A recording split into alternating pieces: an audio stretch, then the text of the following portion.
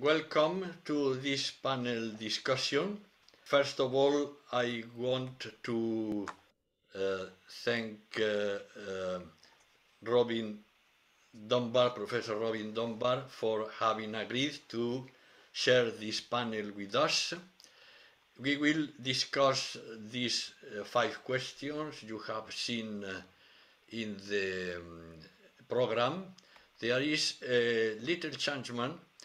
I will first present a note on the questions 1 and 2, and Anna Pearson will present a draft on question 5 instead of Theo McKeever, who will join us during the discussion. So, last January, we had a presentation by Professor Robin Dunbar about the relevance of the Neolithic for the emergence of religion, and I think it was quite an inspiring talk. Meanwhile, his book, How Religion Evolved, has been published, and both the book and the talk have inspired me very much in how to read Genesis in the approach of Robin Dunbar. I will focus mainly on Dunbar's statements about doctrinal religions, and the talks thereafter will rather focus on immersive religions. Well, that is I think, the very clear statement by Robin Dunbar: the Neolithic changes everything. And in particular, for me, is important this statement that the centerpiece of the Neolithic is the invention of mechanisms that allowed people to live together in cramped conditions without killing each other. For this, religion, the emergence of religion plays an important role, because this allows to reduce levels of stress and internal violence as villages increased in size. And for these purposes, the immersive forms of religion, you can say shamanic religions or animistic religions, were not sufficient. Something more robust was needed. And this something more robust is what Robin calls doctrinal religions. And I find a very clear formulation of this approach in a review in The Guardian, a review of Dunbar's book in The Guardian some days ago. As societies get bigger, we require more and more elaborate and law-like forms of religion to prevent breakdown. Doctrinal forms of religion were essential for people to be able to live together in large, spatially concentrated communities. These religions created a sense of bonding, and through that conferred some genuine benefits in terms of psychological and physical health and well-being. The characteristic of doctrinal religions are moralizing high gods, who take an active interest in the well-being and behavior of their human worshippers, and regarding those that adhere to the rules they lay down, and these rules are usually laid down via some kind of revelatory process. The Abrahamic religions provide the classic examples. Now, with these statements, in the light of these statements, I would like to read an important claim by Genesis. I think the prohibition of murder in Genesis 9:3-6. In my view, this Dunbar's statement matches well this passage in Genesis. Here we read precisely that God states, "From each human being too, I will demand an accounting for the life of another human being."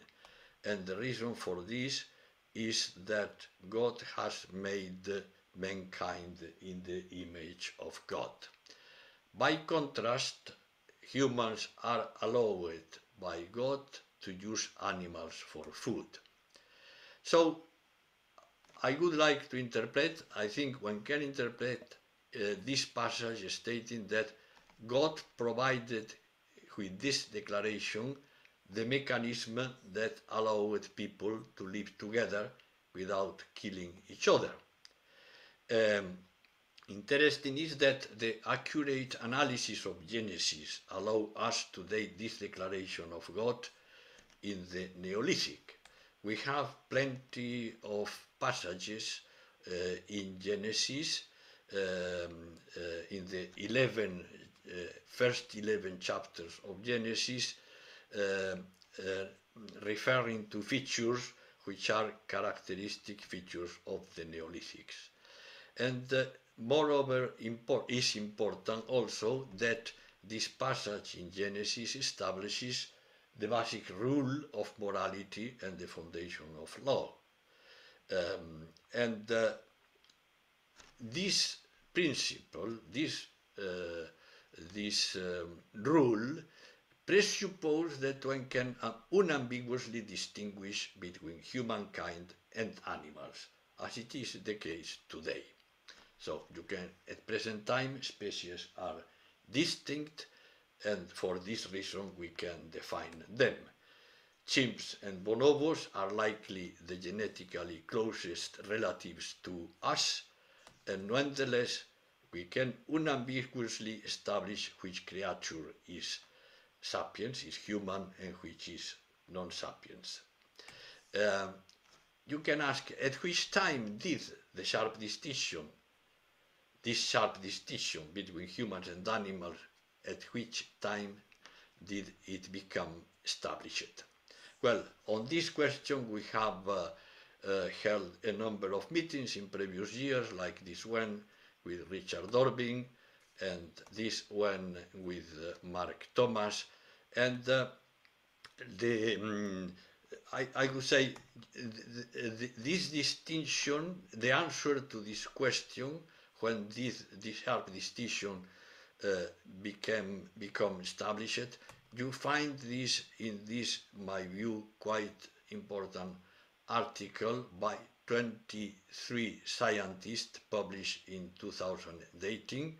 Here you have also Richard Dorbin and Mark Thomas, and here this article establishes this. Homo sapiens reaches the full set of features we see in living people today at the end of the Pleistocene, beginning of the Neolithic, about 12,000 years ago. Today we have sharp distinction between humans and animals. But if you go back in the history of evolution, this distinction becomes more and more unsharp and blurred. So that if all the intermediate varieties who meanwhile disappeared, if all these varieties were still there, it would be impossible to distinguish between between humans and animals. So this distinction we have today appears about so becomes established about 12,000 years ago. We could say, thanks to this distinction, evolution lays the groundwork for the declaration of God in Genesis 9:3-5-6, with the prohibition of homicide and coherent assignment of rights. This prohibition in Genesis 9:3-5-6 is a moral code justified by religious principles supposed to come from a high God who can oversee the behavior of community members, very much in agreement with the statement by Robin Dunbar. So this prohibition of murder in Genesis fits well to the mechanism Robin Dunbar refers to as the centerpiece of the Neolithic. This interpretation has two issues. As Robin Dunbar very well states, religion is a puzzle that raises two fundamental questions: universality and multiplicity. Universality means that religion is a universal phenomenon. There are very few cultures that do not have some recognizable form of religion, some sense of the transcendent. So this would mean that this declaration in Genesis, if it is to interpret as one of these mechanisms that allowed people to live together without killing each other in the Neolithic, this declaration should be universal. So the interpreting Genesis in this light of Dunbar's approach would mean that somewhat this God engraved the prohibition of homicide in the heart of each human person coming into existence as a moral archetype in the collective unconscious conscious of humanity. So, in the light of Robin Dunbar's approach, Genesis 9:3-5-6 should be considered some sort of universal divine revelation. But, and here is the second issue, as Robin asks, if the true religion has been revealed, as I am proposing, to us, why do people keep disagreeing about just what has been revealed? That is the second puzzle. That is that there are many of religions when we might expect there to be just one. I think in this context, Robin Dunbar in his book brings an example about, we could say, some form of perverted religion, the religion of the Aztecs, that use human sacrifice, and in particular the Aztec rain god Tlaloc was fond of child sacrifices, as he required their tears to make rain. Why such religions? My answer is that here there is a deviation from the principle of Genesis 9:3-5-6. Is a deviation to assume that there are humans who are not in the image of God and do not serve dignity or right to life and freedom. So it is disagreeing about just what has been revealed that produce this multiplicity of religions. But this disagreeing means, in the end, disagreeing about the statement that each human being is in the image of God and has a dignity and value animals and machines do not have. And so I would like to address the last big question Robin addresses in his book, why does religion endure? Is a secular religion possible? And he answers, he gives two examples, mainly two examples, the failure of the various 20th century communist regimes to eradicate religion, and replace it, what amounts to a secular, with what amounts to a secular philosophy. This failure speaks against the possibility.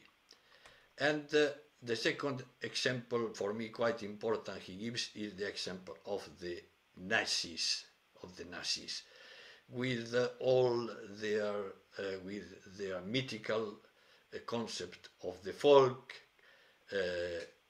mass singing and harangues, charismatic leaders, and a visionary sense of a renewed future. Perhaps came to be the closest to creating a genuine sense of secular religious zeal. Might they have been more successful if they had not deliberately precipitated a war? Who knows, says Robin. In my view, I would like to answer this question. Why does religion endure? I would say because humankind is in the image of God, and this means, in the end, the Word became flesh, God became a human being.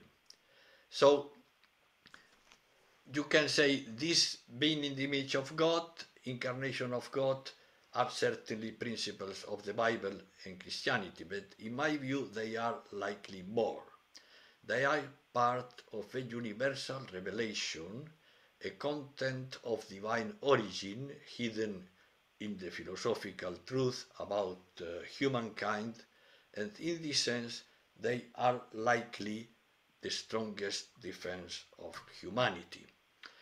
Any ideology or religion denying the philosophical truth about humankind, and this is for me this universal revelation contained in Genesis 9:3-5-6, such an ideology or religion is incompatible with humanity. So either humanity overcomes the ideology and it disappears, the ideology, as it always has been the case till now, or the ideology could destroy humanity. Suppose if this ideology reaches powerful state stature, a big power like nuclear power, and in this case humanity would disappear. So thank you for the attention. I would like now to ask Robin if he would like to comment on this note before we start with the other notes. Robin. Thank you very much. That was a very enlightening summary of what I said. Thank you. I think I'd just make one point really, which is the point that you made, I guess, quite early on, that really lies at the heart of the argument for the evolution of doctrinal religions, as I call them. It's not my term, it's come from others. And that's to say religions that have a conception of some sort of divine spirits of some kind. Usually these are pantheistic in these older forms. So these are different from the revealed religions that come later, which are obviously represented by the main world religions today. But these doctrinal religions differ from their precursors, the animist religions associated with hunter-gatherers, and are still associated with hunter-gatherers, in that hunter-gatherers don't really have any conception of gods as such. Yeah. There are spirits occupying a spirit world, but these in general aren't, we wouldn't sort of think of them in terms of gods. But the transition between the two, which seems to occur fairly early in the Neolithic, after people started living permanently in settlements, really seems to be related to the fact that large numbers of people living together in very crowded conditions becomes extremely stressful. And it turns out, I allude to this in the book, but the data are actually in a separate paper, which is currently under review, that if you look at homicide rates in small-scale societies, that's to say hunter-gatherer societies or small-scale horticultural societies, village societies, in living populations, then it turns out that the proportion of deaths that are due to homicides, to murder, increased linearly with living group size in hunter-gatherers, and very tightly so. I was really quite astonished when I found this relationship, because nobody has actually ever noticed it before. But once those ethnographic societies that live in settled villages and therefore have larger living groups, so hunter-gatherers don't live in groups bigger than about 50, maximum 50 in size, whereas most of the village horticultural societies, village living societies, have groups that are perhaps at the smallest end 50 in size, but they go up to 200 or 300 people. And that what's interesting there is that in those kind of societies, people, the murder rates are much, much lower and much more stable. And this appears to be associated with the progressive adoption of various mechanisms for managing and controlling violence and these kind of other social stresses that I guess we all are very familiar with just from living in big cities, basically. Even when we don't descend to violence, these are very stressful environments for us. So clearly one of those components is the adoption of doctrinal type religions, because what doctrinal type religions bring with them is moral codes, and divinely inspired moral codes. That's to say, moral codes that are handed down from some kind of divinity, from God or some gods, rather than just being, as in hunter-gatherers, just being the kind of social codes, if you like, of what's good manners as opposed to religious injunctions. So that distinction seems to be very critical, and I think without that step, it would never have been possible to live in villages and towns and cities of the size that very quickly become possible after the Neolithic, and lead on to the kinds of mega societies we now have. So from my point of view, that transition is very, very sharp. And I think these long predate. Yes. I emphasize well, that's say in historical terms, they long predate, not in archaeological terms. We're talking about 8,000, 10,000 years ago, something of that order, whereas the revealed religions don't appear until the first millennium BC, so about 2,000 to 3,000 years ago. They come much later. But what's interesting is also a lot of these monogamous type religions appear to be associated with pastoralist economies as well, and pastoralists often live in much, much bigger groups than living groups than hunter-gatherers do. And of course, famously, of course, Judaism and the origins of the Abrahamic religions are very much associated with pastoralism. So we might see a clear link in there. This article, when will this article appear? Well, Antoine, that depends on the good nature and good graces of the reviewers and the editors. Okay, but you will share with us. We are most interested in Well, it unusually, I did originally submit it to proceedings of the National Academy of Sciences of the USA. Yes. And it unusually went through 3 series of revisions because the editor clearly was very keen to publish it, but God forbid, one of the referees just would not allow it to be published under any circumstances, no matter what I did to the paper to address their concerns.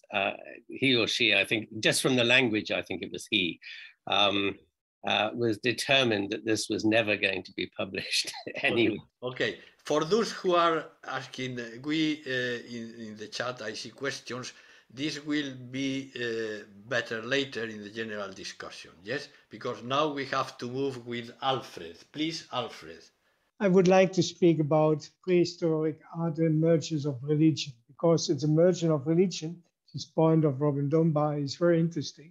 And I would like to give a slight nuance to it. But anyhow, it's related to art.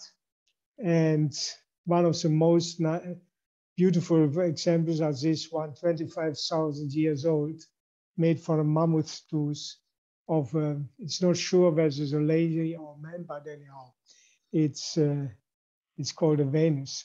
It's found in France. Before starting, I would like to read a short piece of Chesterton. He has written a book, The Everlasting Man, and this first chapter is There's a Man in the Cave. It's written, or the book is published in 1925, and I think he had access to Altamira Cave, or at least has heard about it or has seen reports on it.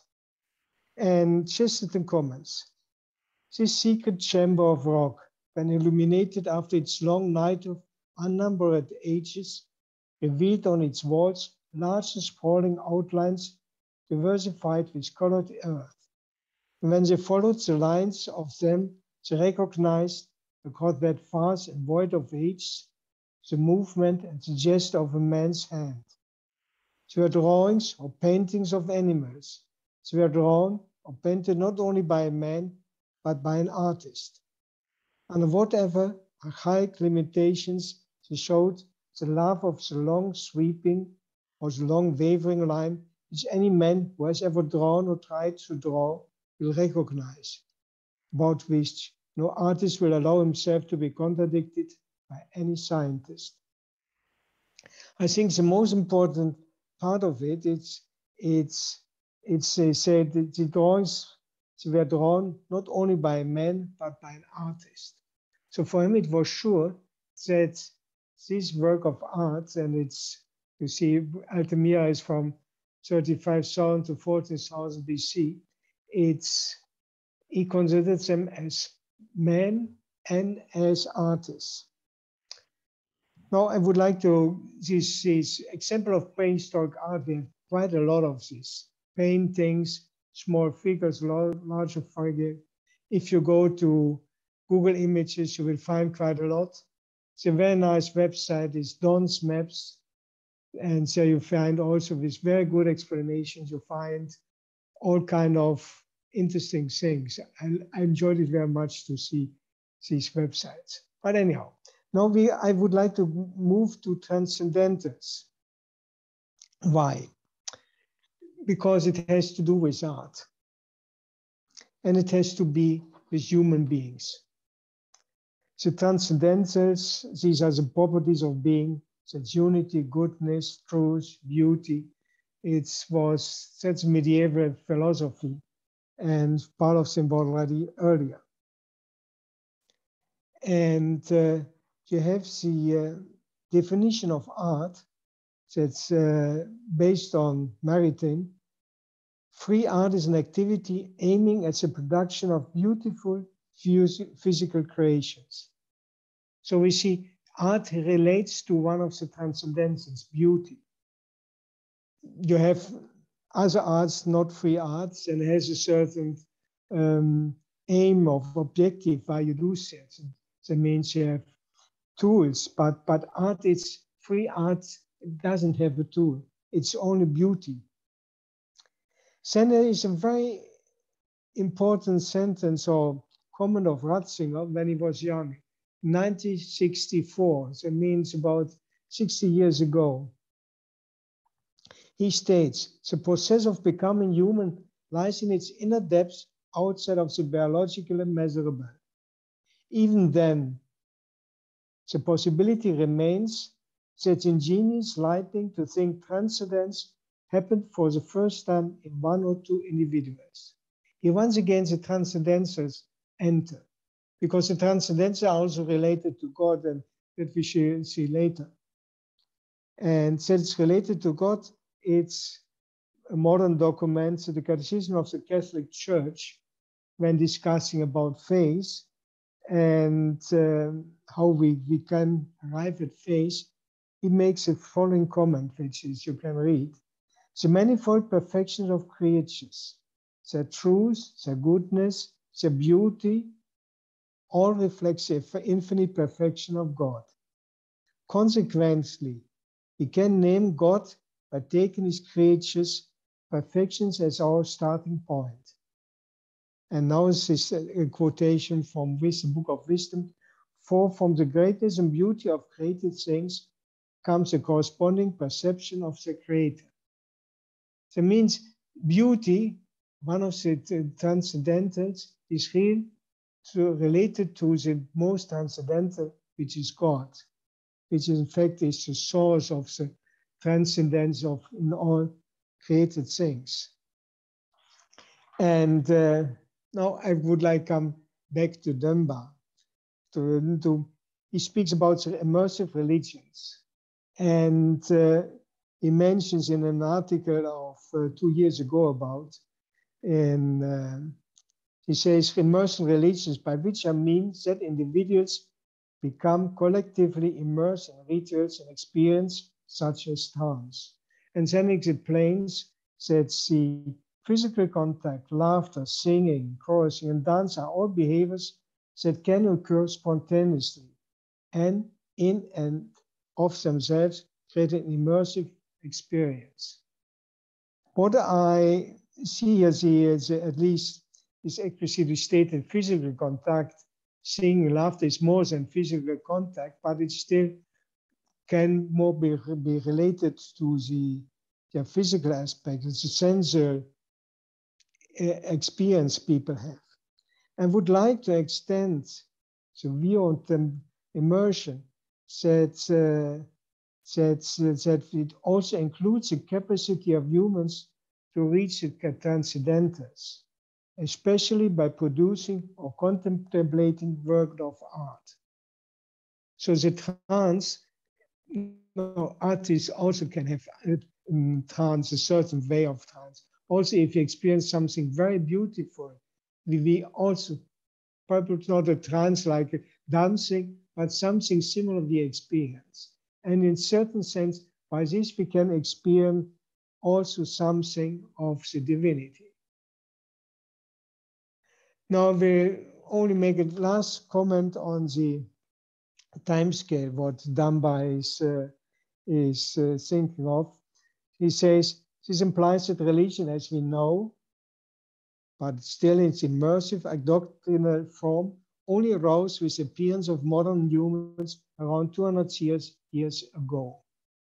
I think I agree with that about that time you have some Homo sapiens or what very similar to us. But I would like to do a fine scale of in this is 200 years, because we see prehistoric art confirms that the capacity to reach the transcendental, and this is already present 40,000 years.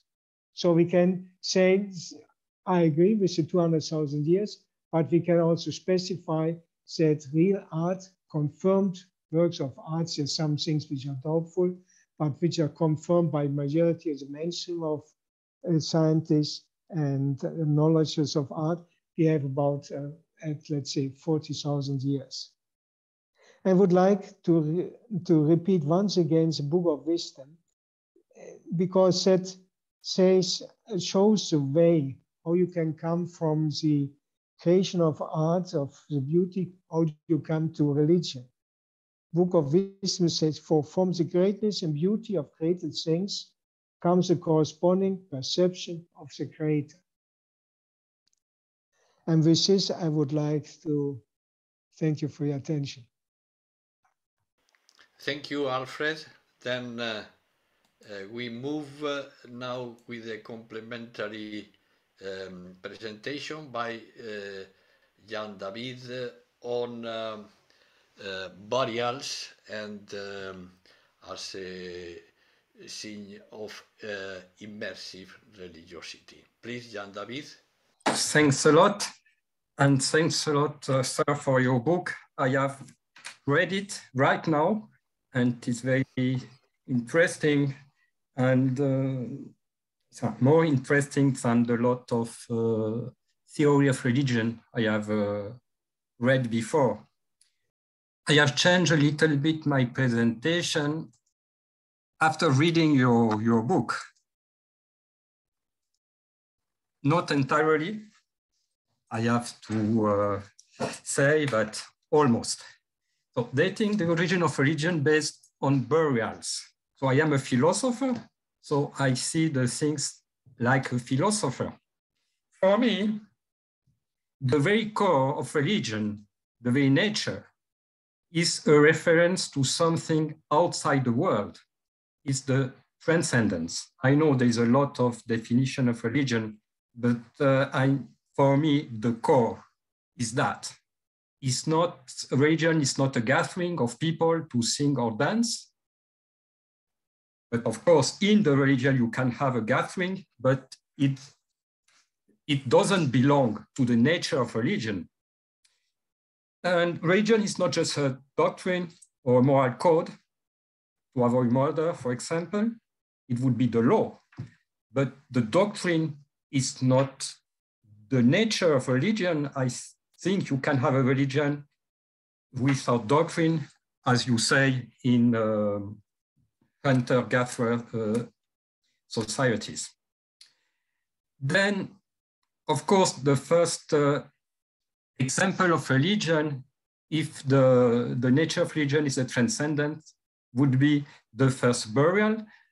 And I was surprised because you speak about this burial. I wanted to speak as well about this very important burial, which is the first elaborated burial. So it's not only a ritual burial, but an elaborated, which means there's a very expensive burial, and hours of work were needed to, I don't know, to make the ivory beads, for the spears of mammoth tusk, and so on. And it's difficult to say that it's not, maybe not a proof, because we are not in the head of the people there, but it's a clue, at least for a belief in the afterlife or the life after death. So for me, I think you agree, if we take the elaborate tombs as a criterion for the beginning of religion, we could date the beginning of religion at least to the end of the Middle Paleolithic or in the Upper Paleolithic, long before the Neolithic. Above all, because we don't have the first burial, we have the burial were found until now. Now, my question, I will be very short, and I changed a little my question after reading your book. But why is it that religion and not something else is essential to ensure the cohesion of the first Neolithic communities? Because you could have only a law, a doctrine, without religion, and you can ensure the prohibition of murder without religion. If you are a code, like the code of Hammurabi, for example. But we see that the law appears in the framework of religion in the Neolithic. It's the same for the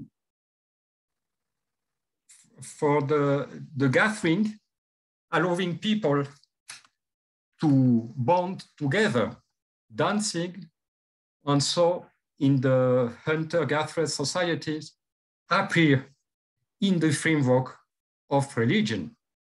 But you could imagine to have a even button-up gathering with a moral content, like, I don't know, a storytelling gathering, which could ensure the bonding of people without religion. Above all, because dancing, law, doctrine, stories, mythologies are not in the nature of religion. The nature of religion is the belief in something outside the world, is the transcendence, in my point of view. So it's my question, why this element, very important to bond the first societies, appears in the religion and not separately. Yeah. Thank you. That's my question. Okay, thank you. Then, Robin, could you shortly answer these questions or comment on these two presentations? Then we move, and then we will have more time after to discuss. Okay. Thank you very much for both of those commentaries. I found them very interesting, actually. I should just say on the second one, curiously, my origins are also as a philosopher. but in the sense of lapsed Catholics, I'm a lapsed philosopher, because I found it easier to do science than philosophy, which is much harder and only for the very smart people. But just on the last point, it's a very interesting point you raised about this. I agree completely that the nature of religion really relates to the experience of some kind of transcendence, as it were. There's a sense of being engaged with just to put it in very simple terms, some kind of spirit world. Though the sequence, as I have come to see it, really, is that these early forms of immersive religion are all about trance states. It's about the discovery of how to induce trance states, most of which in these kind of small scale religions are induced by dancing or similar physical activity, rather than the kind of more sophisticated ways of entering trance that we find in sort of modern world religions, as it were, and for example, Buddhism or Hinduism or so on. My guess is they were probably kind of an accidental discovery of a physiological capacity in the brain, which only became apparent when our brains were large enough to be able to achieve a certain level of processing. And that it's possible that they go back to archaic humans 500,000 years ago, but I would doubt if they go back earlier than that. But I think the issue is that these trance states appear to be related to the production of endorphins in the brain, which are part and parcel of the mechanism that we use for social bonding, which all primates use for social bonding. Humans have just discovered ways of inducing endorphin activation in ways that other species cannot do, in terms of singing and dancing and storytelling and feasting and so on. And that those would have been very impoverished experiences probably, but ultimately depend on people being able to talk about them and explain these things to each other and wonder what it is that they're experiencing in these trance states.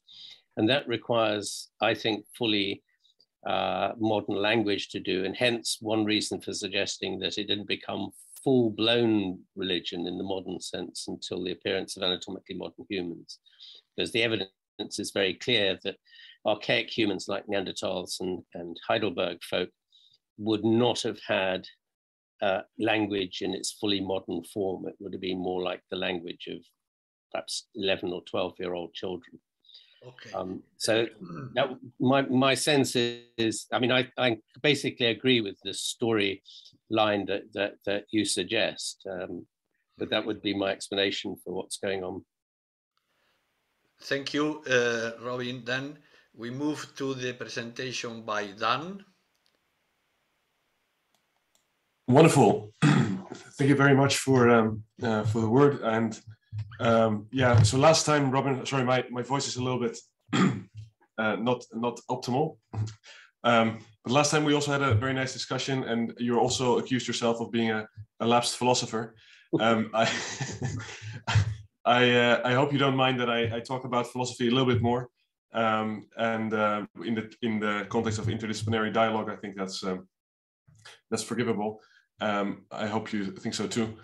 So I would like to discuss the question a little bit more about that mystical stance. And the question was, does it highlight the relevance of love as a basic element of religion, which is what we talked about last time? And I would like to elaborate a little bit more on that point, following the philosophy of Polo that I've been insisting on in this context for too long a time now. But all right. I think there's something here that is interesting. So what I got from your earlier discussions also was that religions ignore the trance or the mystical element at their own peril, and religions that are exclusively rational don't seem to survive on the long term. And I thought that was a very interesting observation.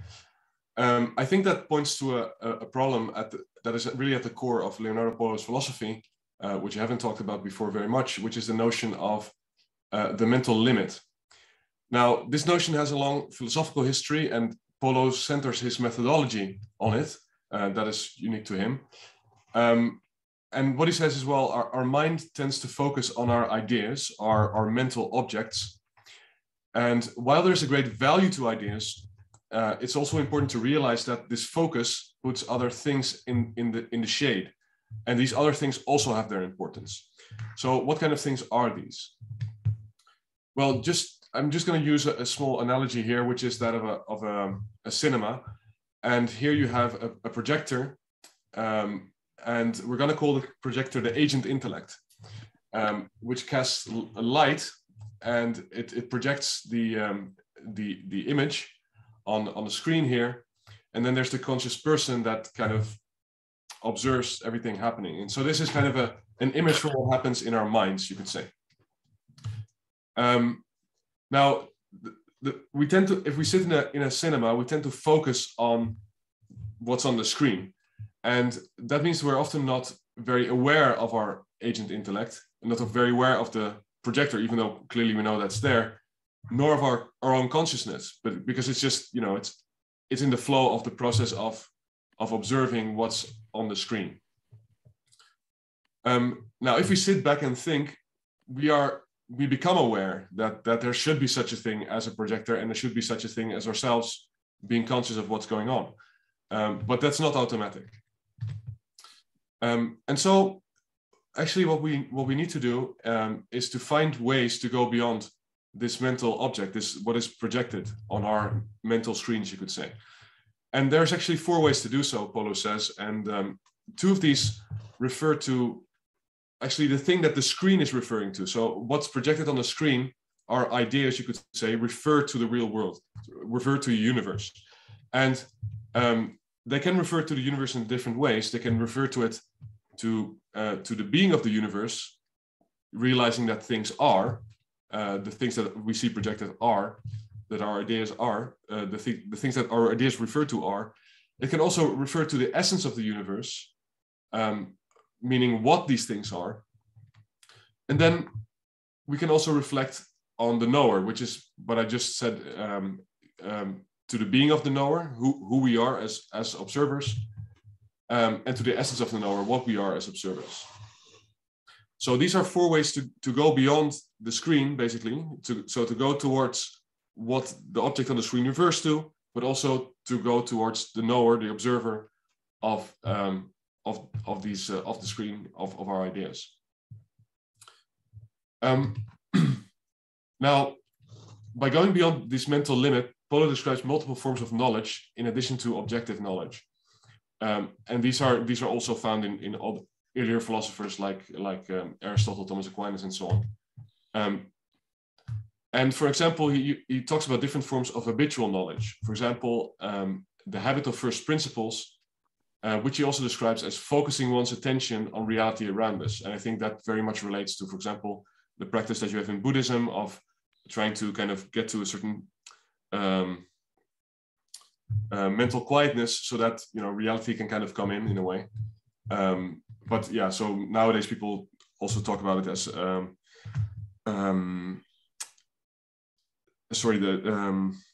mindfulness, right? So trying to calm your mind so that you can kind of be in touch with reality. For Polo, though, and that's an interesting point, he says, well, the agent intellect, so the beamer we just saw, the projector we just saw, he also calls that the personal intellect, because he says, well, actually, in us, the projector and the observer are one and the same. So they're both a part of our personhood, our spirit, our spirituality, you could say, our being persons. And he reflects further on these persons, and he comes to elaborating a little bit on what Professor Driessen just said, the transcendentals, where he says, well, there are also transcendentals of the person. And these are actually 4. He calls them personal coexistence, personal freedom, personal knowledge, and personal love. And these are not 4 separate things, but rather 4 aspects of the same, of what it means to be a person. So they are aspects, you could say, of our intimacy, or personal intimacy. Finally, he goes on to say, well, you know, we have to, it's important that we also grow as a person, also in religion, but also more generally. But actually, that's something that comes with religion, because our most fundamental personal relationship is that to God, or creator, but who also helps us to grow as persons. In that sense, it's like a father-son relationship. So now, good ideas here in this process are not superfluous. They may be a very important guide towards this personal growth. But if we get stuck in our ideas, so get stuck on the projection, we may not fully reach the underlying reality. And that made me think actually of a statement of Saint Josemaria, who's the saint of the Catholic Church, who said, well, we need the doctrines of theologians and also the piety of children. And so the doctrine is like the ideas, but then the piety of children refers to that underlying reality that we need to get to. So to the question, does Dunbar's mystical stance highlight the relevance of love as a basic element of religion? Well, I would say it highlights the relevance of the personal, which includes love, but also personal coexistence, freedom, and knowledge, which are also essential elements of our spiritual reality.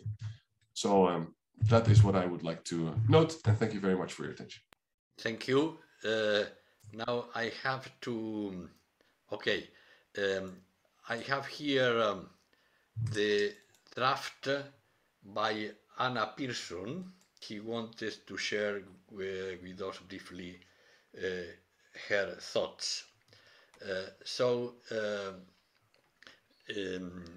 She has sent 3 points. She takes a Christian standpoint. I let you read.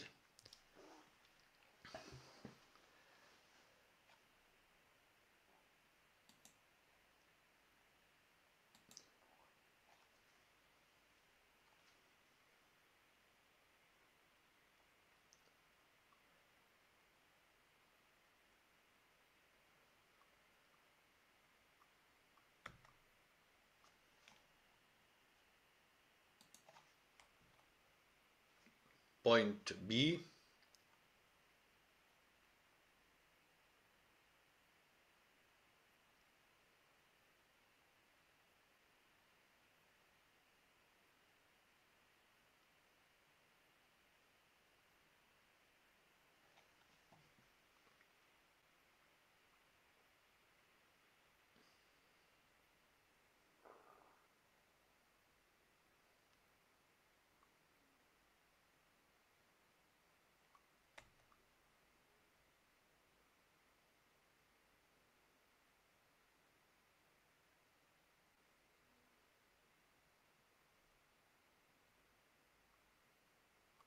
So these were the thoughts by Anna Pearson.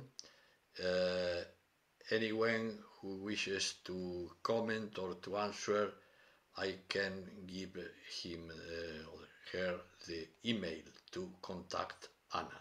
So then we have now time for Robin to comment on all these last presentations, and then we will start the general discussion. Please, Robin, do you want to comment about these last presentations? I was just going to say, I don't necessarily have any particular comments to make on these last 2 points, except to say perhaps that I've been studiously neutral about the belief side of religion in that sense. I've simply been, at least in the book, concerned to understand when and how and, if you like, why in the everyday world sense religions evolved in the course of human evolution. Also, this very, what I think is one of the most puzzling features of religion, that they fragment so easily, and that it's a problem that all the major world religions have suffered from and had to contend with throughout their various periods of existence over the last few thousand years, that you have this kind of constant upwelling from underneath, as it were, of these small-scale cults and sects, which some of which take off and become, of course, religions in their own right, new religions in their own right, but which are all kind of often, to begin with, looked down upon with horror and rejection by the hierarchy and authorities, as it were, on all these religions. And every single world religion, with the possible exception of Hinduism, has this problem. But it just struck me always as, odd that religion should fragment in this way. It's very similar to what happens with languages. Languages do exactly the same.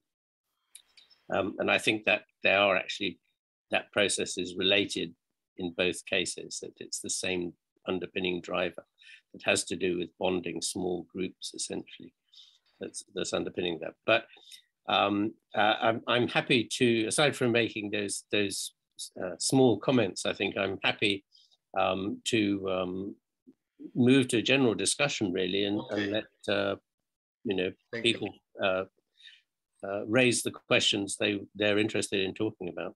Okay, so we move to general discussion. I have 2 contributions already, 2 comments, but are there other questions? Well, yeah, Theo, please. Hi. So this doesn't really pertain to any of the talks that have been said this evening, and it is more to do about the efficacy of Christianity in the West. So it may be based on, this question may be based on a Eurocentric view of development when saying there's something special about Western societies. So feel free to reject that assumption altogether. But given that religion plays a pivotal role in the cohesion and therefore the development of societies, what are the reasons for the special efficacy of Christianity in the development of Western societies, if you are to say they are more advanced? Like, could it be due to the example of Jesus that Christians believe in, or perhaps the importance of equality and humility? Or maybe one option would be to reject that it's specific to the development of the West is specific to the religion that we've chosen and is more due to its geography and climate. So what are your thoughts on that, Robin? I would hesitate to suggest that a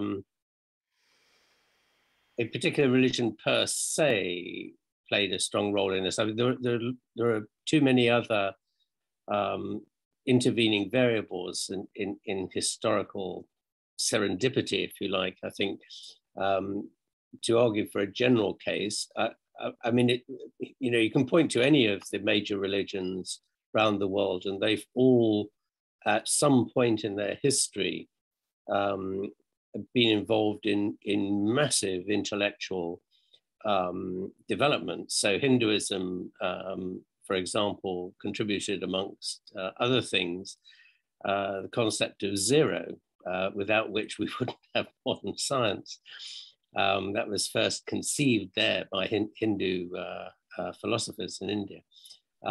Likewise, of course, modern European science, and therefore the success of the West, the European West, or dare I say it, the Euro-American West, relatively recently, let's say in the last few centuries, was built on the development of modern science, which in turn had its roots in Islam, in Islamic science during the 10th and 11th and 12th centuries. And without that basis, although to be fair, they had also exploited the Greek philosophers, classical Greek philosophers, in developing their ideas. But nonetheless, I think a lot of the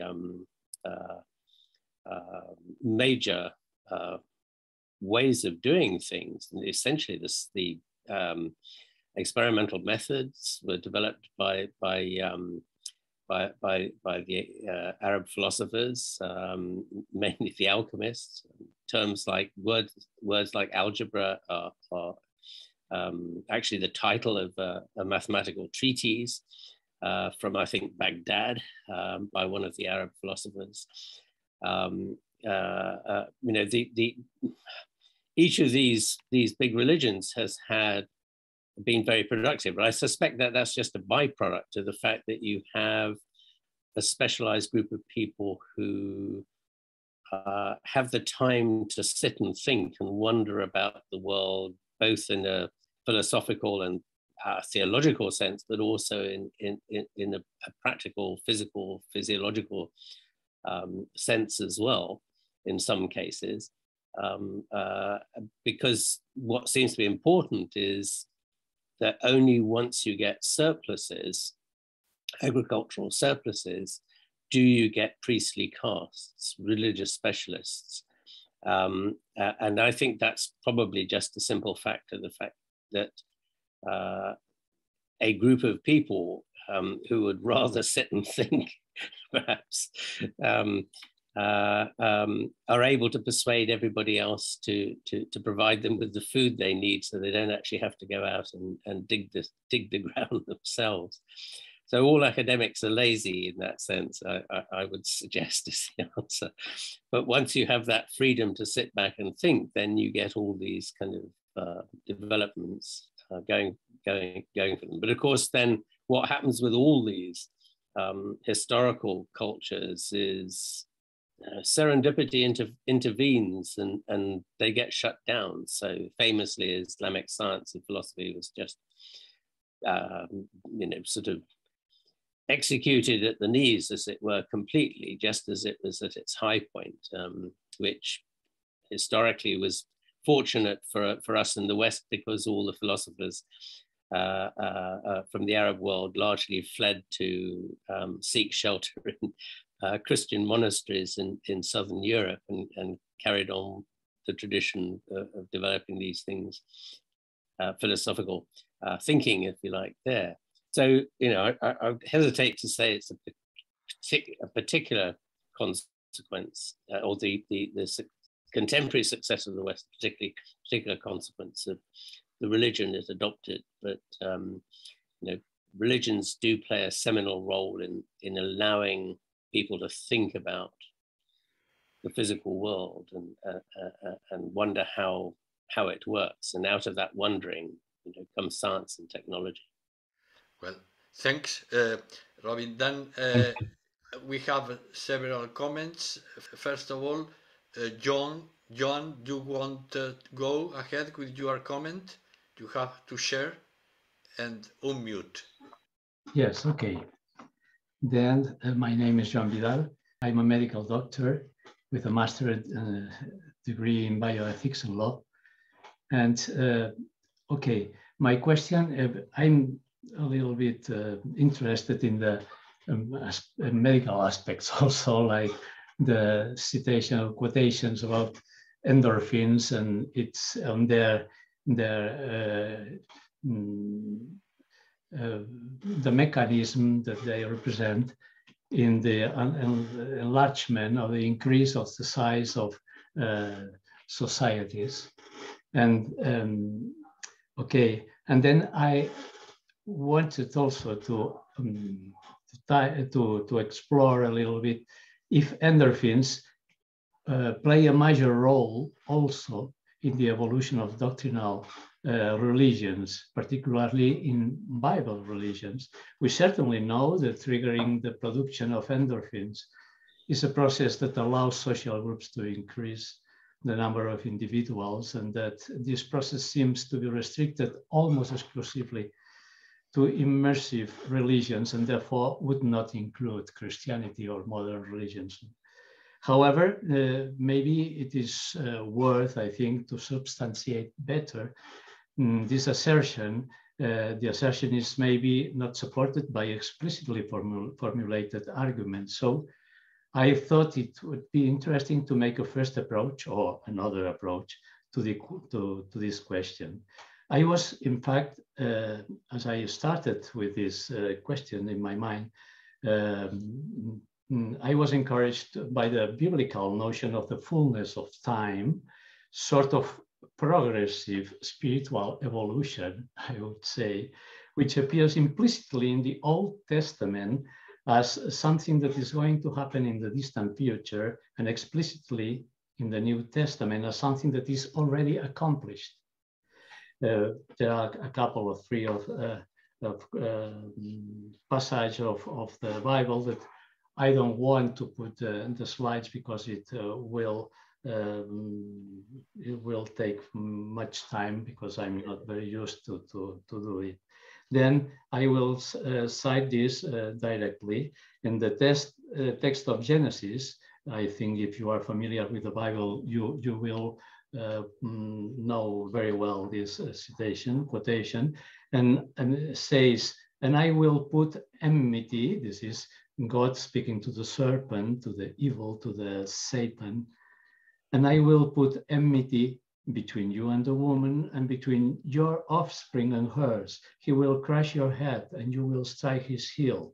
This kind of perspective, just at the beginning of the creation of the world, looking to the future, and a prediction. And then in much later, already in the times of Isaiah, he states a prophecy saying, "Behold, the virgin shall conceive and bear a son, and shall name him Emmanuel," God, that is God with us. Okay, here I have noted the scientific and hypothetical details presented by Professor Dunbar about the social brain and the increase of endorphins produced by the progressive appearance of complex behavior in the primitive human being, such as laughter, dance, already listed before, storytelling, and finally external manifestations of religiosity. All these parallels in the body, in my opinion, maybe it's a little bit risked, but what the path to the fullness of time shows in the human spirit. Then is a last quotation, Saul of Tarsus, in the New Testament, in Galatians 4:4, describes the advent of Christ as occurring at the fullness of time. But when the fullness of time had come, God sent his Son, born of a woman, born under the law. The coming of the Lord Jesus Christ, Jesus, is singled out as the most important event in all the history. That being true, then the summit of time in history was 2,000 years ago. And I had to finish last slide. I will read the slide directly. The message of the Christianity is challenging and hard. Therefore, it seems unlikely that it could stimulate a major increase in endorphins production, although religion as such was listed in this list of Professor Dunbar also of behaviors that trigger endorphins. Then it could stimulate, therefore it seems unlikely that the message of the Christianity could stimulate a major increase in endorphin production, as occurs in immersive religions. On the contrary, it seems to demand a conscious and free personal response. In short, and that is my conclusion, that the answer to our initial question about a major role of in doctrinal religions of the endorphins, the answer seems clearly inclined to state that endorphins do not seem to play a major role in the evolution of Christianity. Conversely, the free choice for a demanding life does play a major role. And this is what I wanted to share. Thank you very much. Thank you, John. Robin, do you want to answer, comment to this question? I'll make a very brief comment, and Okay.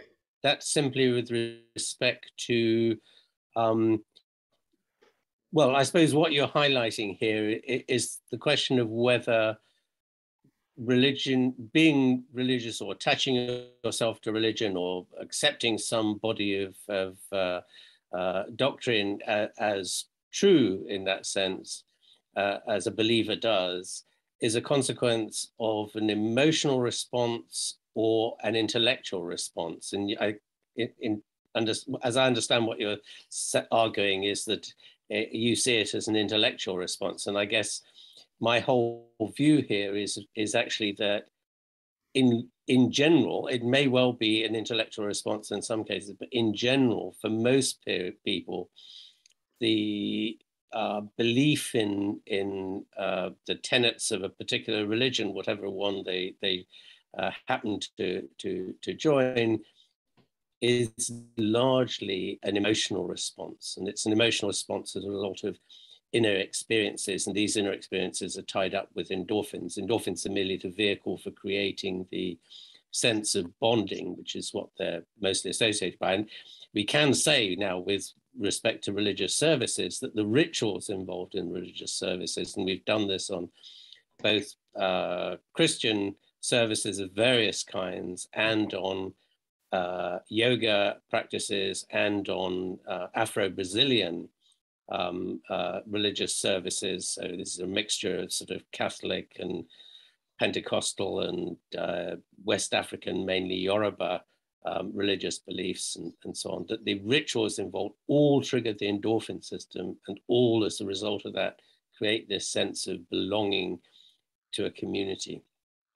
I'll leave that point there. Well, thank you. Thank you very much. Thank you, Robin.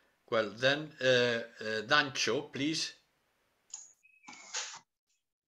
Yes, Professor Dunbar. First, to say that we are not too far. We are in Oxford, in Grampon House. It's a few of us here. And well, to thank you for your time and for your book, which I'm looking forward to read. And to say that I am a labs scientist and priest and philosopher, so I'm not sure what that makes me.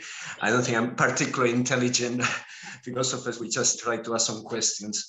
And just your last talk and some of the things you have said today, they trigger in me a connection with biblical concept, which I think underpins probably most of the theology and the history of Christianity and Judaism, which is the concept of covenant.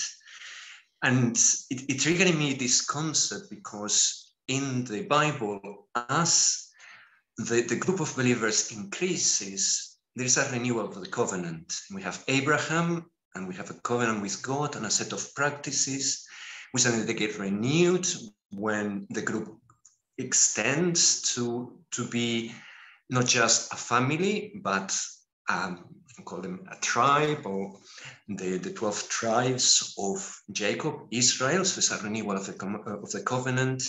And then later on, when that tribe becomes a nation, then there is with Moses another renewal of the covenant, a new set of practices, rites. And then eventually, I suppose, with Christ, there is a new covenant, and there is a projection of Judaism to include the whole of humanity, which is, I suppose, what Christianity is saying. So I just really, my common question is, have you studied the concept of covenant, which really, as far as I understand it, in ancient peoples was the merging of two people that were before different become just one? And whether you have any other comments on this matter. Thank you.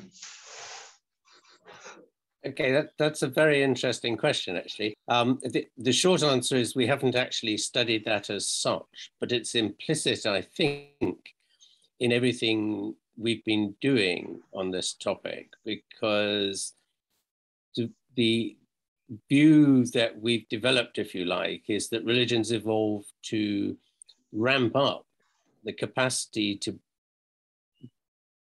cohere large communities and therefore large numbers of individuals, to create a sense of belonging to the community that would allow the group to remain together as a cohesive community, rather than breaking apart under the kinds of pressures to which all mammalian, actually, social groups suffer, the stresses that cause the group to fragment after a while.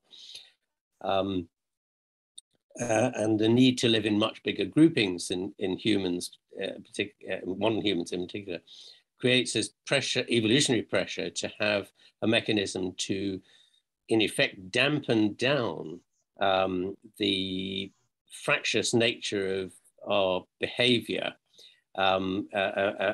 in order to make it possible for us to live together in reasonable peace with each other within the community. And in that sense, it's establishing a covenant. And if it's not too much of a stretch on language here, it's always seemed to me that the social systems of all primates, or at least anthropoid primates, let's say monkeys and apes, and therefore and humans in particular, are essentially Rousseauian social contracts.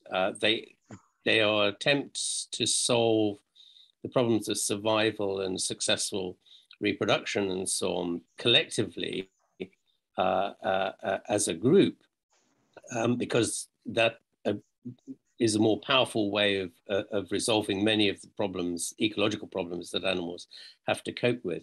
But the primates differ from all other mammals and birds in that essentially what they have is an implicit social contract. They have to be willing to forego some selfish requirements in order to allow everybody else to have a fair share. Otherwise, the stresses that cause the fragmentation of the groups will just bubble up very, very quickly. So there is a sense in which there is, you might call, an implicit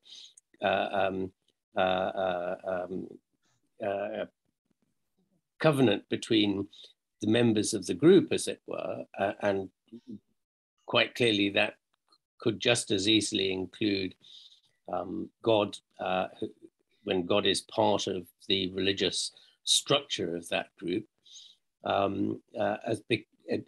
in a way which makes the group function more effectively for the individual members. So this is not group selection. It's not selection for the evolution of groups. It's the evolution of more successful individuals, if you like. But the way they're managing that is by doing it socially as a group. And that requires this kind of implicit covenant, maybe. And therefore I can see how you might very quickly have the language of a covenant between yourself and, let's say, God, as part of the deal, because that connection to some kind of divinity in that sense seems to provide a much more powerful form of bonding. This is very, very clear from our analyses of the utopian millenarian communes in the United States during the 19th century. Those which had a religious theme to them rather than a secular theme were much bigger in foundation size in particular, and they survived for something like 10 times as long as the communes that didn't have a religious theme to them. There's something about having a religious framework which allows the group to diffuse the stresses that otherwise afflict it. And I think that's partly because of a sense of commitment that comes from the individual to the religious concept or framework of the community, makes it possible for that individual to be more tolerant of everybody else's weaknesses, if you like, in the community. So that rather than becoming annoyed straight away by somebody's bad behavior and acting in such a way that might cause the group to break up, you can kind of manage it more diplomatically and perhaps talk somebody out, the other person out of behaving so badly. All the kinds of things which, religions kind of in general are very good at, and by and large, people like priests and so on are especially well trained to do, actually, and in many cases do, that they're quite good at diffusing. Well, they can also go the other way, of course, but in general quite good at diffusing the small scale inter-individual stresses that we all suffer from living in groups. So in a roundabout way, I'm kind of rather sympathetic to your view, I think, and I think that what we've done probably does speak to that. Thank you. Now we have Gennaro, then Mark Fox, and then Jean-David Ponci. Please, Gennaro. Thank you very much, Antoine. Thank you very much, everybody. I'll simply share a couple of just 2 slides. Okay, can you see it? It's okay? Yes. Yeah. Okay. Thank you very much. I'm just going to answer from a metaphysical point of view. So trying to attain a more radical, a more fundamental, and probably less rich way of thinking about the question. I will try to answer question number 5 that Antoine has outlined, has given to us as an outline for the discussion. Then I divide the question 5, does humanity deserve to survive? And if yes, is religion necessary for this? The first part is the surviving question, and the second part is the necessity of religion. So I read my statements. I know that I'm aware that each of the statements should be deeply demonstrated, but for the sake of brevity, I simply read the statement and my conclusion in order to share with Professor Dunbar and the audience. So I read the first slide, first part of question 5, survive, a metaphysical approach. First, to survive is equivalent to continue to be. And then continue to be, second point, is the final end of each being, not only of a living being. And such an end ordinates and orientates, in my opinion, the action of each being as far as it can do it. So third point, ergo, humanity deserves to survive qua ens, as every being species. Fourth point, a further step, humanity, to be human, is a way to bring to perfection or produce some possibilities and realities that would be impossible to be attained in nature without humanity. Ergo, humanity deserves to survive qua ratio, as a rational being, before any other moral or cultural or anthropological consideration. And the second part of question 5, the necessity of religion, metaphysical and cognitive approach. 4 points. I go ahead reading. First, in order to attain its end, that means to survive, which is equivalent to continue to be, humanity, like any other real being, needs in some way, and this way is very different in different real beings, to be able to represent itself in its final state, to anticipate its final state or position. Second, for us as individual or social rational beings, a fortiori, every final representation or final projection of our very essence is a way to achieve our human end. Third point, religion is a way, perhaps the way, to represent our humanity as individuals or as a community more or less accurately and more or less developed way in its final state. That means in relationship, religio as religare, to bind, with an absolute as a permanent, eternal, powerful, transcendent being. It's something that we have already said, no? The relationship with the transcendent being. But here I say that this is a way for us to represent our humanity in its final state, in its definitive position, as every, like any other real being that in order to survive must act and react in order to achieve its final position, final statement, final state. So to conclude, fourth point, in this sense, religion is necessary for humanity in order to exist durably and to act in view of a final end. So this is my synthesis, my metaphysical proposal, and thank you for this metaphysical approach, Gennaro. Let's see, Robin, do you want to comment on this? Have you some specific comment, or? I guess I would only make the observation that as a jobbing biologist and zoologist in this sense, yeah. In all species, well, they survive or they don't survive. Let's say they go extinct, and no species are privileged over each other in that respect. So I wouldn't say that humans deserve to survive as a species. We'll be lucky if we do. But at one level, I mean, I guess my view would simply be that religion has played a very important role in facilitating human capacity to survive, let's say to create large stable groups and to survive. Of course, it also can easily tip over at the other end, I have to point out, and become a very effective destructive force. But maybe we shouldn't go down that route just now. Yes. Well, this is related to the question by Mark Fox. Please, Mark. Thank you. Hello, yes. You present yourself shortly. Yes, I'm Professor of Physics in the University of Sheffield. And first of all, I have to say I have, unfortunately, I have not yet read your book. And I'll perhaps get around to it, but I enjoyed the discussion very much.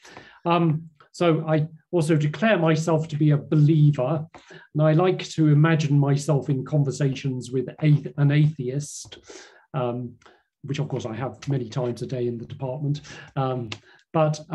Anyway, so I say, well, an atheist has to explain why are there religions? You know, they will state there is no God, and yet many people in the world follow religions, you know, so an atheist has to explain this using reference points that have got nothing whatsoever to do with anything divine or spiritual or anything like that.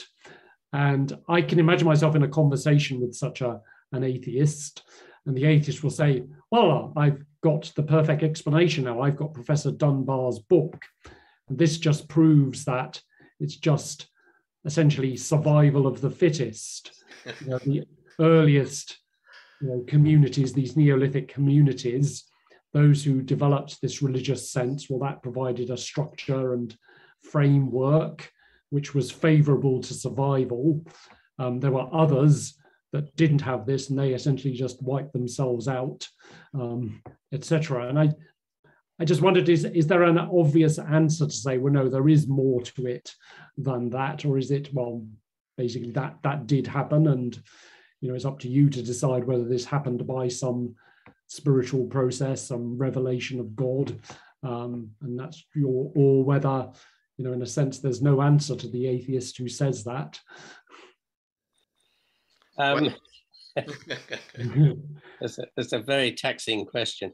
I think I have to say, I have been very assiduous in not taking a view as to whether particular religious beliefs are true or not in that classic sense.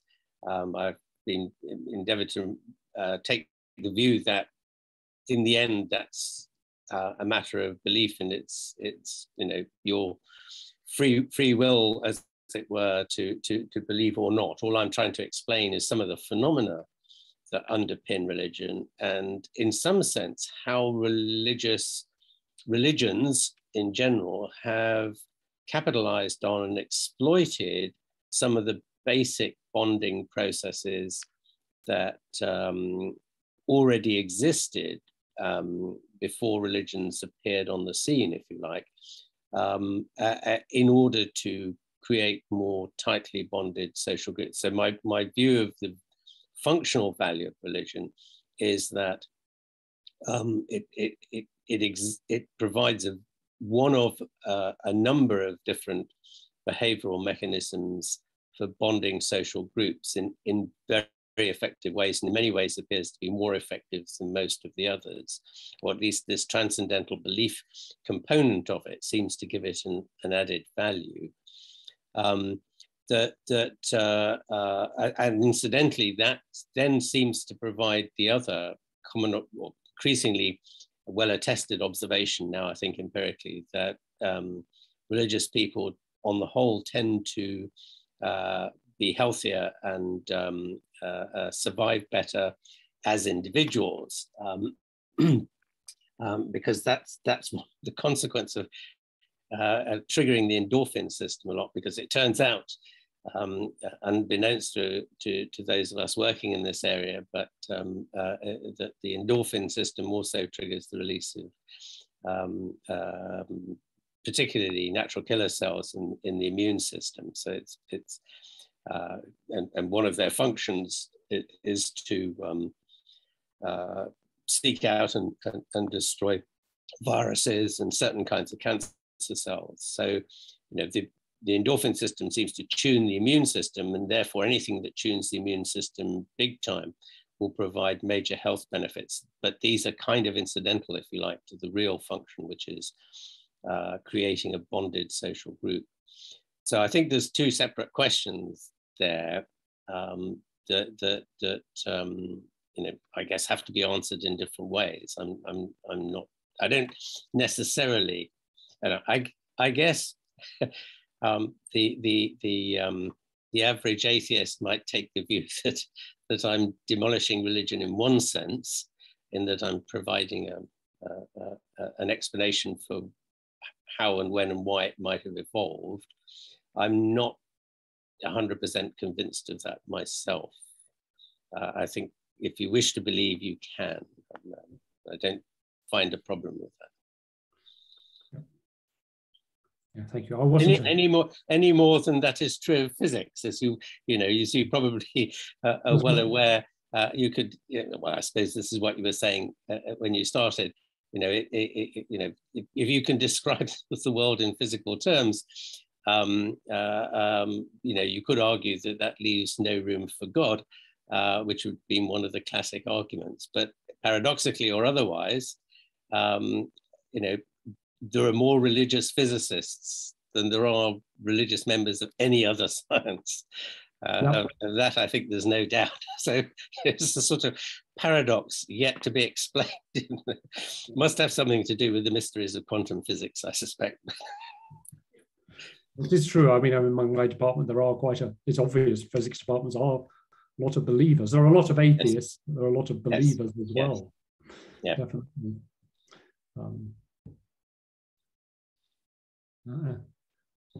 Alfred's got his hand up. Jan David, you want to comment? Yes, my question goes, I think, more or less in the same direction. I don't understand why is religion so important in the first civilization. And I have this question, why did the prohibition of murder appear in the context of religion? Because from a modern point of view, it's not logical. I mean, a prohibition of murder could appear in a moral code and you need a police to respect it. Why the religion? You could answer that with the religion, it's more efficient because you are committed as you are convinced that you cannot kill anybody. But I mean, I don't understand. Nowadays, today, it doesn't appear anymore. The prohibition of murder doesn't appear anymore as something religious, but it's only a part of the law. So why in the first civilization, this part of the law appeared in the framework of the religion? For me, it's not logical. Yeah, okay.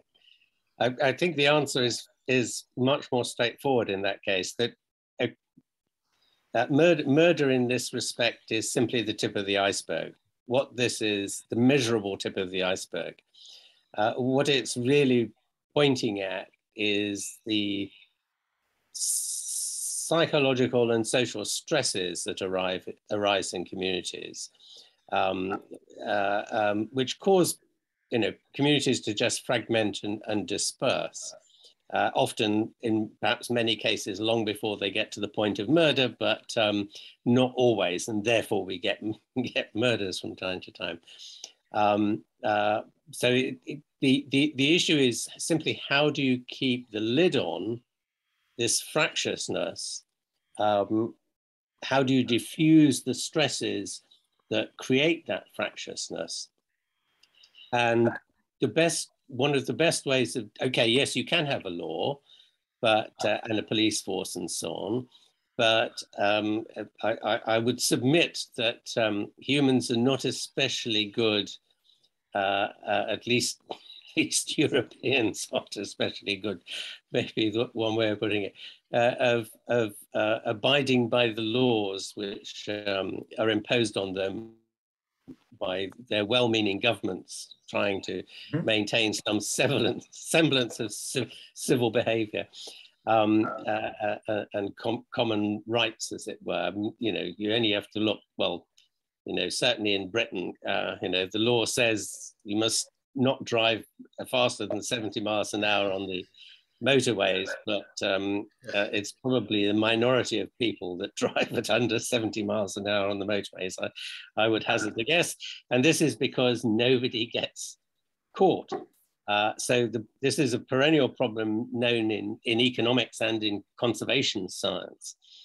Well, in economics, it's known as the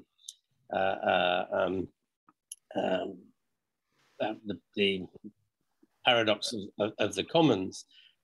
In conservation science, it's known as the poacher's paradox. That no matter how tough the law is and how bad the punishment may be, the real issue is how likely are you to get caught, right? So you could have the death penalty for some small offence, quite innocuous, but if only 1% of people ever get caught, but the reward is quite good from breaking the law, then people will be tempted to break the law, and there's nothing much you can do about it. But if you have an internal commitment to the community, that creates a sense of obligation which persuades you not to break the law so often. And I think that's where religion then comes into the mix here, because that provides some kind of grander sense to the community, which gives it an extra power, if you like. I don't think secular communities, let's say, as conceived in national anthems and flags, and all these kind of things that we all have, provides quite the same sense of, I'm quite sure what the right word is here, but the sense of psychological power, if you like, to make you resist the temptation to behave badly, compared to having a kind of religious framework to that. There really is something psychologically very strong in that sense, and though we've not looked at why that is, and nobody else has, I don't think, but I'm very struck by the evidence suggesting that. So it's not so much that you can't have laws and so on to prevent people behaving badly towards each other. It's just that a lot of the time they don't work very well if they're purely secular laws. And that's because you don't, outside this very small community of your basically village-sized groupings, you don't really have this sense of obligation or fellow feeling to that wider group of people in the other parts of the nation, I suppose we would think of it now, that you live in.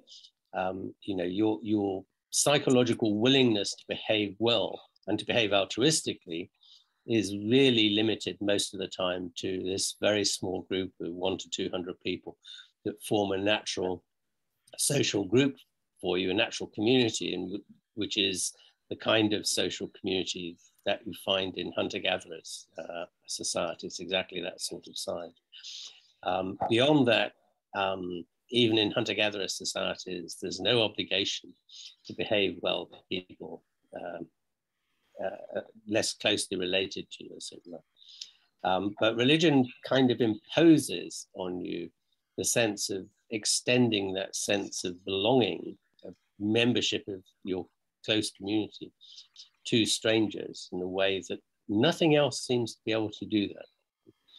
Even the environmentalist movement, which is kind of the modern equivalent of a secular religion. Well, thank you. Yes, thank you very much. Thank you. We have to finish because Robin has to leave sharply 6:45. Then I would like to share with you some concluding remarks, but first of all, let me share with you this. It is a comment by Ilyas Khan that I think it is interesting to keep this also in mind. It is regarding prayer. I think we have, it is an important element to consider when speaking on religion, and he is transmitting us a personal experience of him, and he states this, that prayer is something that comes naturally to all of us.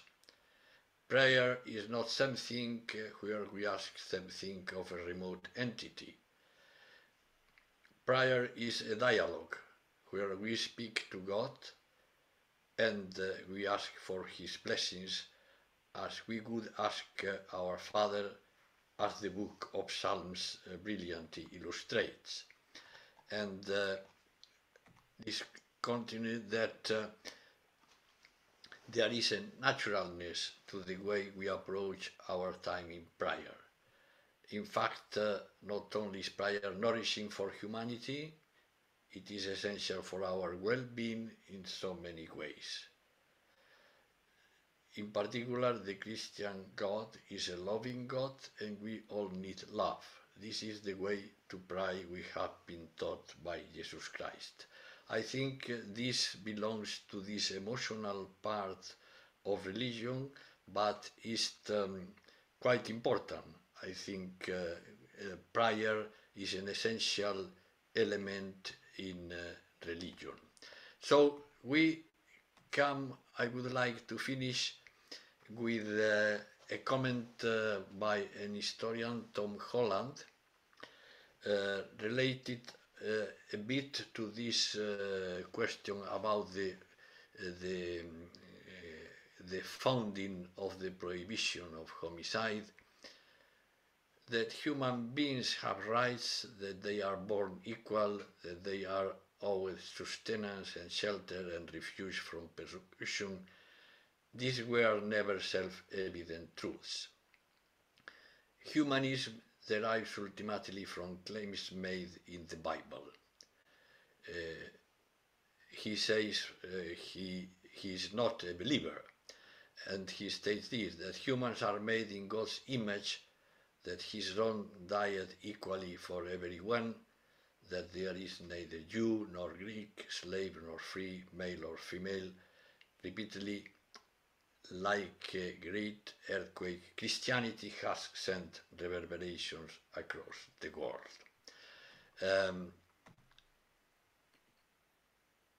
To finish, I quote the last statement in Robin's book. I think it is very inspiring and very eloquent. It is difficult to see any convincing evidence for anything that will replace religion in human affairs. Religion is a deeply human threat. It is likely to remain with us. I fully agree to this statement. I think the question of the endurance of religion is lately, in the end, the question of the endurance of humankind. And with this, we finish this meeting. Warmly thanks to Robin for having shared with us this inspiring panel discussion. And we would like to keep in touch and to visit you in Oxford when we have a meeting there. So, thanks to all of you for attending, and see you again next time. In any case, we try to organize the meeting again in presence in London in next January. So, thanks a lot. Thanks, Robin, again. Well, thank you very much for your interesting questions and lively discussion. Okay, thank you.